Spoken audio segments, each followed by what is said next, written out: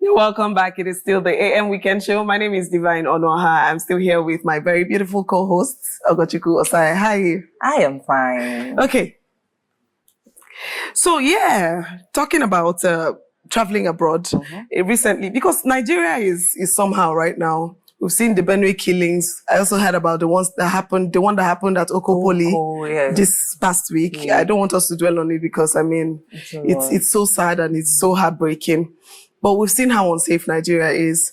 It's unsafe for lives, it's unsafe for businesses, it's unsafe for a lot of things. So people are now advocating for JAPA. Of course, that has been a conversation that, I don't think we're getting over that anytime soon. I even watched a video, Escape Maker made a video, and she was so emotional in that video. She said, are you not seeing it clearly that these people don't like you? She was talking to Nigerians. Are you people not seeing it clearly? What other excuses do you have? Why are you still here? If you have the money, why won't you go? Why are you believing in something that is not working? It was such an emotional video. And I was watching it. I almost, I was moved to tears too, because it was so sad. She was mentioning things. She was, things that were going on. And so I'm saying this because I saw a tweet recently and the person was saying, how can you leave your comfort zone to go and wash toilets in a foreign country in the place, he said, is the place you left that terrible? And the first comment I'm seeing here says, it bothers me why most people that travel abroad usually settle for a job they are rejecting in Nigeria. And the other one here says, exactly, I don't know why. The people tweeting this, are they Nigerians? Okay, they're Nigerians living in Nigeria. Amazingly, they are Nigerians. There's no way you can equate washing toilet here in Nigeria and washing toilet there, because the money is not the same thing.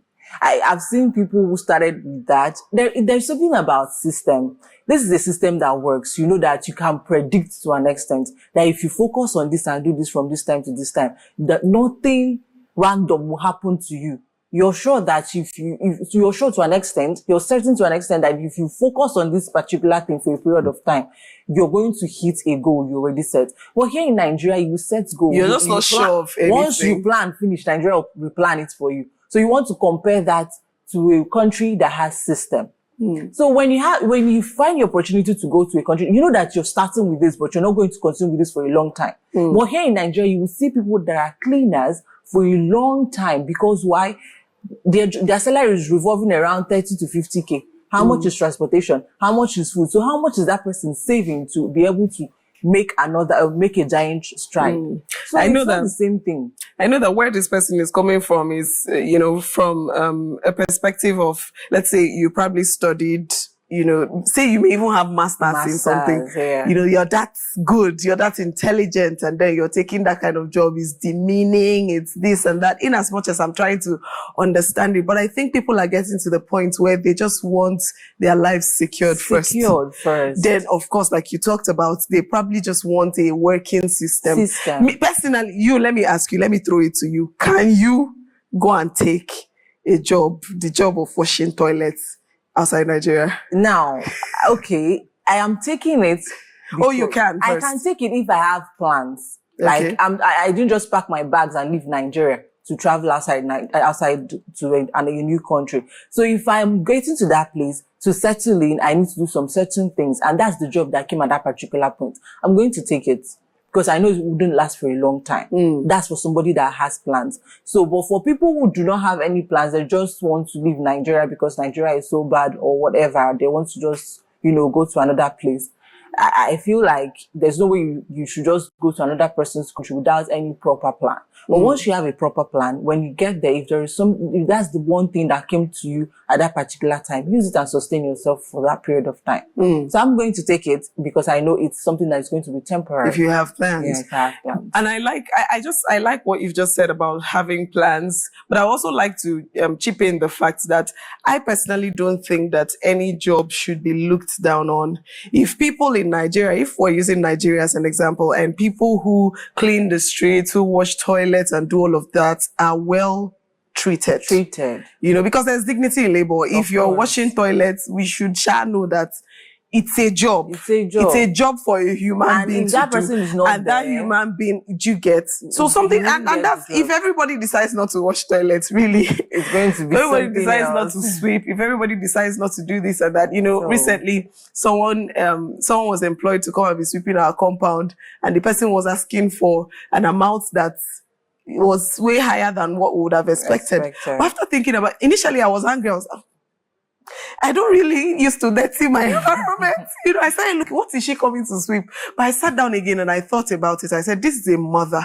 She has kids. This is probably her own way of sustaining herself. So why not? Of course, we can just give her that money, whether she's sweeping anything meaningful or not, she's sweeping. And if she doesn't sweep, nobody is going to do it. So it's a job. It's a job for someone to do. It's a space that someone is filling in. So I really don't, I'm not a fan of people who look down on jobs. Or this one is for, if everybody decides, how are we going to do it? It's going to be difficult. So I asked if they are Nigerians living in Nigeria, because I don't know how they came up with that and comparing that. It's actually, I feel like everybody knows the truth. You know how Nigeria but it's so sad that Nigeria has gotten to that point.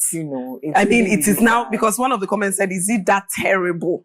It's so sad that it's looking like it's that terrible. Is it looking? Oh, let's remove the looking from this equation. It's not looking. It's that terrible. Let's not be, sugarcoating it. It's that terrible. We see how things are happening. You have 50,000 naira and it's not money. You go into the market and you're coming out calculating yourself if actually you overpaid or somebody took some money from your wallet. So it's that terrible. Okay. It's very, very terrible. Quite sad. I hope that things change. But let's take a look at what is happening on the front pages of our national dailies. And yes, we're going to be starting immediately with the Nation's newspaper. And the boldest headline here says, Benue, how we survived attacks that claim 200 lives. This is by resident. And we have riders that say, police confirm 2 bandits neutralized in Yawata attack, 1 arrested. Another rider says how to end killings by herdsmen. This is from Fulani leaders. And the last rider here says, again, gunmen kill 13 persons, injure scores in Plateau. This is on page 11. You can read more of it from the Nation's newspaper. Another headline says, 2027, Atiku, El-Rufai, Amechi move to register ADA. And that's the much we can take from this paper. Moving on to Saturday Punch, the boldest headline here says, Israel-Iran war. Stranded Nigerians cry for help from underground shelters. We can't sleep at night because of flying missiles. FG awaits border clearance to evacuate over 1,000 citizens. Also on this paper, scandal. Convicted inmates caught processing passport visa in Lagos. How warder drove convicted robber to passport office. Wow. Another headline we have here says, Atiku, El-Rufai seek INEC approval for new party. Nigerians no longer value meaningful songs, says African China. Ebonyi community bathed me with feces, stripped me naked over false allegation. And finally, epidemic fears as decomposing body litters Benue community. That's what we have on this paper. Quite sad. Now, moving straight to the Saturday Tribune, we have borders headlines, Benue killings. Nobody came to claim the chart borders. We also have a rider that says youth bury victims as cattle breeders. Thief groups clash over attacks. This is on page 3. Again, terrorists kill 16, burn over 20 houses in Plateau. Tinubu praises Wike, says reconstruction of Abuja Road is product of good leadership. And also on this paper, we have 84 arrested over robbery attacks in Agege. You can find more of this on page 2. And lastly, from this paper, Atiku's coalition settles for ADA, seeks INEC registration. And let's take 2 more from this paper. We are growing Oyo's economy, repositioning states for investment. This is by Makinde. How my struggles with fibroid surgeries shaped my life. This is by Funke Treasure. That's the much you can take from this paper. Moving on to Weekend Trust, the boldest headline here says, inside Nigeria's political dynasty, will IGP find Benue attackers? Find that on page 25. Opposition coalition seeks INEC registration for new party. Mokwa flood. unearthing the root cause. That's what we have on Weekend Trust. And to this day, Borders Headline says, opposition coalition moves to register all Democratic Alliance. We have on this paper, stock market transactions hit 3.4 trillion naira in 5 months. Rider says, banker shares sustain rally. And another rider says, Morgan Stanley, more time needed to assess Nigeria's FX reforms. And we take also on this paper, Ododo, terrorists fleeing northeast, northwest, fueling insecurity in north central. And that's the much we can take from this paper. Moving on to Saturday Independent, 2 years of economic paradox, blackouts, persistent consumer woes characterize minister's performance. Afenifere commends Tinubu for affirming establishment of state police, describes Benue Plateau killings as barbaric. Rivers emergency rule. Nadeko writes Trump demands visa ban on Akpabio, Abbas, and Iba. 2027, tough time ahead for PDP as loyalists threaten defectors. New political group, All Democratic Alliance, seek INEC registration. Finally, Gowan plunged Nigeria to civil war, Ume alleges. Now on to Saturday Vanguard, we have Borders Headline, Yalewata Massacre. What Benue people expected from President Tinubu. We have some more riders here. Saturday Vanguard visits their IDP camps. The living graveyards captures their horror stories. Away from that, we have why some Borno top politicians want Shetima replaced as vice president. You can find more of this on page 12. And the rider says Tinubu will pick running mate after APC convention. This by presidency. And civil war. Gowon should apologize to Ndibo for dumping Aburi Accord. This is by Senator Ume. And 2027, anti-Tinubu coalition writes INEC seeks registration of new political party, ADA. And also on this paper, I think the last we're going to take, Governor Alia, did you prepare for a condolence visit or a banquet? That's the much we can take from this paper. Moving on to the Matrix. The Borders Headline says 2027, plot to unseat Tinubu gathers momentum. The writers say Atiku, El-Rufai, Amechi, David Mark applied to INEC to register new party. Coalition's new party poses no threat to Tinubu's re-election, says Governor Sani. 6 babies born to displaced survivors of Benue attack. Osun senators urges Tinubu to end LG crisis. Reps clear Togo of certificate fraud. Shifts focus to Benin Republic. Mental health, silence can be deadly. Speak out, says Funke Akindele. FG engages downstream leaders to strengthen energy reforms. And finally, despite Trump's immigration crackdown, U.S. court blocks deportation of Nigerian PhD students. That's what we have on this paper and on all the papers so far. But Chukwu, is there anything that caught your attention? Definitely. The Borders Headline. Honestly. The Borders Headline throughout.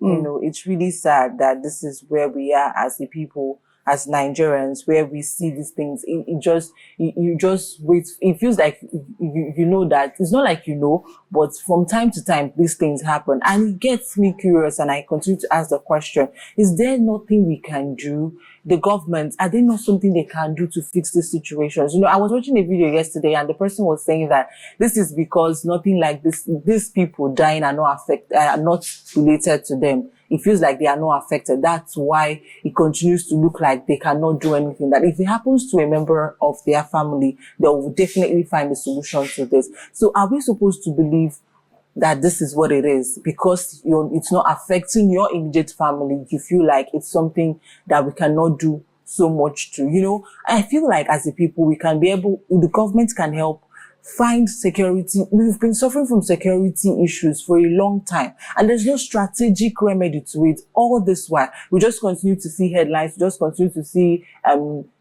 visits. Just like the other day, I was watching a video as well based on the visits, the way he just visited the place. And one of the headlines I read here said, did you prepare for condolence visits or a banquet? You know, you came to visit people that are suffering, they are going through something. And it felt like you came for a kind of, recreational activity or party. You know, it's really sad that this is where we as a people feel so helpless that we cannot do anything to save ourselves. You know, I'm talking about the Benue killings now. I was going through social media, and that was Hilda Dokubo. I like the fact that some of these celebrities are lending their voices to this. Yeah. So she said that she heard Benue people have been asked to go and apologize. So she's like, apologize to who? Where are they? And it baffles me, because why are we apologizing first? Who are they apologizing to? And if you're saying that they've been asked to apologize, it means we know the person. It means we know the people. But I'll just hold my line of thought because we need to take a very short break. We'll be right back after this break. Don't go anywhere.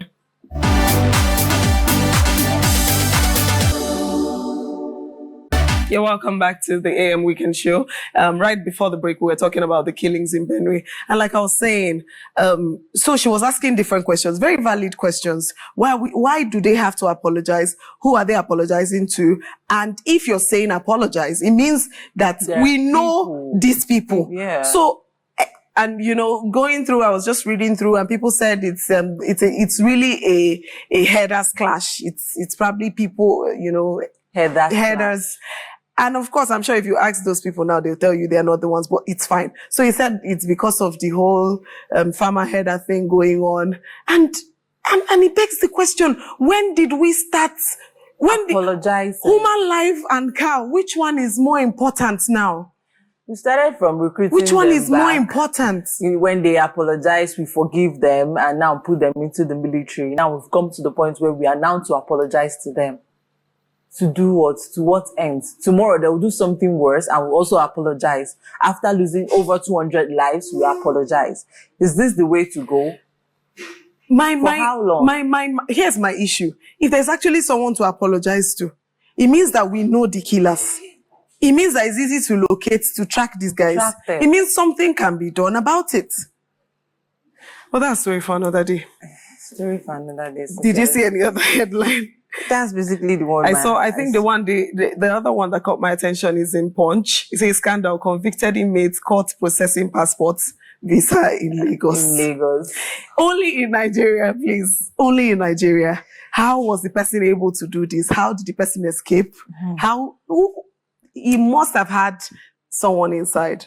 Definitely, it's a teamwork to get. It's a teamwork. It's a teamwork because there's no way you can execute this kind of thing on your own. You need to have someone that helped you because we know prisons how they are. There are no places open for you to just find yourself out of the prison. So it's a teamwork. Somebody actually the warder say the writer says how warder drove convicted robbers to passport office. So yeah, definitely there was someone aiding in. And also another headline that caught my attention is writing to register a new party, the new political party, which is I think something alliance. I can't remember the name completely, that they are proposing to register now. All Democratic Alliance. What's your thought on in this season now we're going to be having a new political party? Honestly, I'm just tired because I don't think it's a party thing. Because if the same group of people, exactly. I'm sorry to say, I was going through, I read it in the papers. I saw a list of people, known people I know, people we know in the political space. If it's not a fresh set of people, this thing is not going to work. I don't think we're headed anywhere. We're not headed anywhere. I'm sorry to say. That's just the way I feel. I think it stems from this conversation about Tinubu wanting a one-party system for Nigeria. So which he debunked. So this is a kind of, showing further, for me, this is kind of showing further that I don't have anything to do with one-party system. But it's still going to be the same persons that will, it's just like with my ruling in circulation, these people migrate from here to this place. I think they should stop migrating. If there will be a law that will be there, nobody should go to another party. Defection. Be like football lovers that stick to the club they love, even when they are failing woefully, they'll just stay there. Stick to that political party that you want. Stay there, whether it's raining or there is sunshine. Is that really a great idea? I think it's going to help us cope to a large extent. Because when people defected to APC because they saw it was a kind of a greener pasture. And that's why people are defecting. People from PDP are going. People from Labour Party are going. But if you're made to stick to your party, I think from there, when you're going to go to any party, you stick to it and be there. That time, we know that people that are coming up to be politicians or want to take over political seats are going there basically maybe because of passion or because they want to lead. Because you're nobody, you don't have any chances of any greener pasture anywhere. Honestly, at least one step ahead. I don't support you with this, but I'll just save it for some other time because we've run out of time for this segment. So I guess we're just going to go to the gym. Okay. And Ogochukwu went to the gym last week. So we'll just, join us. Just join us. Take your position. And be ready.